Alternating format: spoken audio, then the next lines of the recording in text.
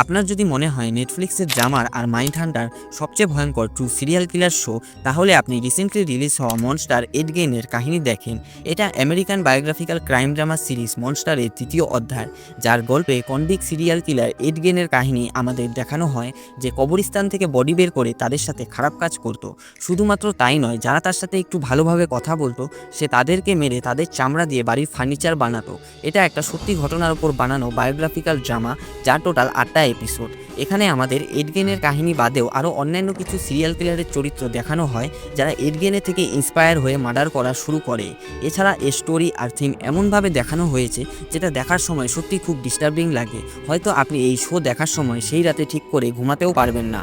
সিরিজের main lead এডগিনকে স্ক্রিনে দেখার সময় 1%ও মনে হবে না যে আপনি কোনো শো দেখছেন। হ্যাঁ, এটা এতটাই রিয়েলিস্টিক। আর এর ভিতরে অ্যাকশন আর মার্ডার সিনগুলো সিরিজের একটা ডার্ক মুহূর্ত, যেখানে আমাদের এক নতুন ধরনের কোরিওগ্রাফি দেখানো হয়, যেটা সিরিজের একটা আকর্ষণীয় দিক। নেগেটিভের দিকে এই সিরিজের ড্রামা বেশি থাকার কারণে আপনার এই সিরিজটি একটু স্লো মনে হতে পারে, কিন্তু এর অবিশ্বাসযোগ্য স্টোরি আপনাকে এই শো গোটা দেখতে সাহায্য করবে। তাই আমি একে 10-এর মধ্যে 9.5-এর রেটিং দিচ্ছি। আপনি যদি এখন এই শো দেখার কথা ভাবেন, আগে নিশ্চিত হয়ে নেবেন যে আপনার রুমের দরজা বন্ধই আছে।